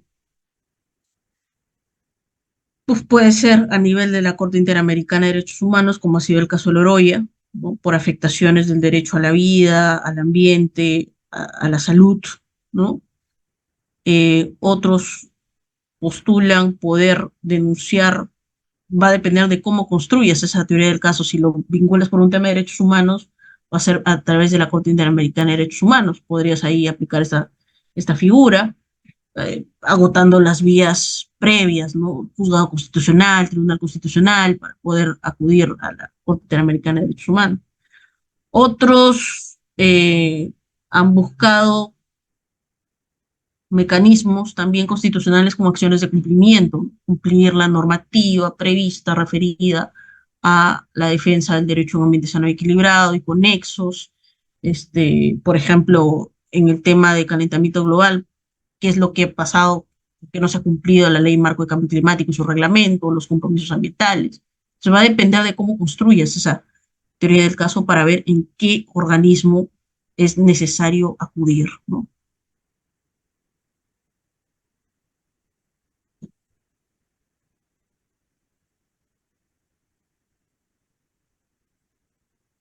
Bueno, gracias a ustedes por la asistencia. Nos vemos en la siguiente clase, ¿no? Donde vamos a ver un poco lo que es certificación ambiental, más a fondo los permisos y autorizaciones ambientales dependiendo de cada sector, ¿no? Las infracciones administrativas y, em, sobre todo, cuáles son principalmente estos permisos y autorizaciones ambientales en torno a la casuística que tenemos, ¿no? Gracias. Permiso. Buenas noches.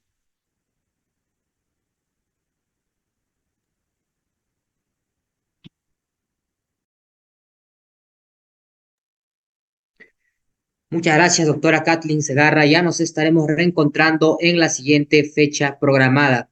Estimados participantes, hemos llegado a la parte final en el desarrollo de nuestra segunda transmisión, pero todavía no se vayan ya que les estaremos brindando mayores detalles con respecto a las grabaciones, los materiales de estudio, bueno, una certificación de participación para todos aquellos participantes que todavía desean continuar capacitándose.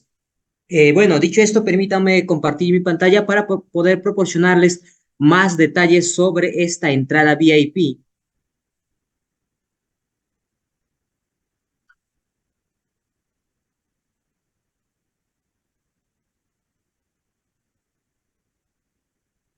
A ver, como podemos apreciar en pantalla, el primer beneficio consiste en poder acceder a las clases en vivo en las fechas y en los horarios programados. Recuerden que hoy día fue nuestra segunda transmisión. Todavía habrá 3 sesiones más que serán los días 16, 21, 22 de este mes de mayo en horario de 7 a 9 de la noche. Si por algún inconveniente no pudo asistir a alguna sesión, tal vez a la primera transmisión o por algún inconveniente no va a poder acceder a alguna de estas sesiones que vienen, bueno, tienen la oportunidad de adquirir la entrada VIP para tener el acceso a las grabaciones de todas las sesiones y bueno, también tendrán el acceso a las grabaciones, como ya les mencionaba, son 10 horas de clases y bueno, en total, como ya les mencionaba, son 10 horas de clases. La primera sesión se dio el día 6 de este mes y bueno, las grabaciones de esta primera sesión nosotros ya lo tenemos disponible en la plataforma virtual y apenas realicen el pago se les estaría brindando el acceso inmediato a la plataforma virtual. También tendrán acceso, como podrán apreciar en pantalla, a los materiales de estudio en formato PDF. Estos materiales les serán enviados para que puedan descargarlos y utilizarlos como referencia durante y después del curso. Nosotros las grabaciones, los materiales de estudio de estas dos primeras sesiones, nosotros apenas realicen el pago ya le vamos a estar brindando el acceso inmediato a la plataforma virtual. Además, como beneficio podrán descargar el audio de las sesiones en formato MP3, ¿no? Esto les brindará la flexibilidad de escuchar las clases en cualquier horario y en cualquier momento y lugar, ¿no? Y como bono adicional, estimados participantes, para aquellos participantes que adquieran esta entrada VIP, también tendrán como bono adicional el curso en tema de legislación ambiental con certificado incluido. Este curso nosotros ya lo tenemos en formato grabado. Apenas realicen el pago, se les va a brindar las grabaciones, los materiales de estudio y también incluye su certificado de participación por 60 horas académicas y estamos respaldados por el ilustre Colegio de Abogados del Callao, ¿no? En este caso, al adquirir esta entrada VIP tendrán el acceso a una doble certificación, ¿no? Pero, y por último, y lo más importante, estimados participantes, tendrán la oportunidad de obtener una certificación digital por 90 horas académicas, respaldado, como ya les mencionaba, por el ilustre Colegio de Abogados del Callao, ¿no? El curso de permisos y autorizaciones ambientales por 90 horas académicas, más el curso bono en tema de lo que es legislación ambiental, que en este caso sale por 60 horas académicas y ambos respaldado por el ilustre Colegio de Abogados del Callao, ¿no? Y bueno, apenas realicen el pago, nosotros las grabaciones, los materiales de estudio de este curso bono ya vamos a estar habilitando en su plataforma virtual, así como las dos primeras sesiones de este curso en tema de permisos y autorizaciones ambientales, ¿no? Bueno, esta doble certificación, estimados participantes, les acreditará como profesionales altamente capacitados en este campo de lo que es el derecho ambiental, ¿no?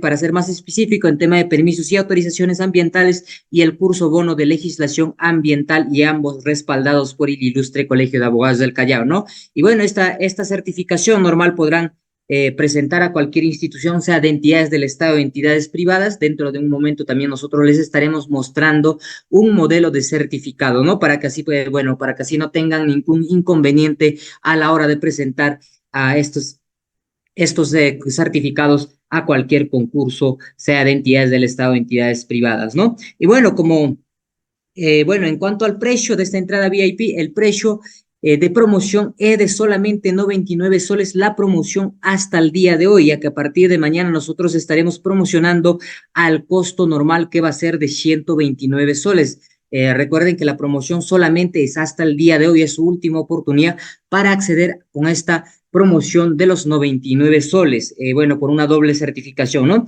Y bueno, con este pago tendrán acceso a todos los beneficios que ya les mencioné anteriormente, incluyendo la certificación correspondiente a los cursos en tema de permisos y autorizaciones ambientales como curso de especialización por 90 horas académicas, más el curso bono en tema de lo que es legislación ambiental, que en este caso sale por 60 horas académicas y como ya les mencionaba, ambos respaldados por el ilustre Colegio de Abogados del Callao, ¿no? Nosotros apenas realizan el abono, nosotros ya le estaremos brindando todo este material desde el campus virtual. A ver, Daniel nos pregunta, los certificados, sí, los certificados es en formato digital, lleva un número de registro, un código QR que es único y privado por cada certificado. Nosotros dentro de un momento ya le estaremos mostrando un modelo de certificado. Es totalmente válido, normal, podrán presentar a cualquier institución, sea de entidades del Estado o entidades privadas. Y bueno, dentro de un momento, como ya les mencionaba, les estaremos mostrando el tema de lo que es un modelo de certificado, ¿no? También se puede gestionar los físicos, también se puede gestionar los físicos, claro, ya tiene un costo adicional y bueno, eso normal, por interno ya podemos coordinar, ¿no? Estimados participantes, también en pantalla podemos apreciar las diferentes formas de pago disponible a través de una transferencia a una de las cuentas que aparece en pantalla a nombre del Instituto de Educación Especializada del Perú, SAC, en el Banco Interbank. Ahí sale la cuenta corriente.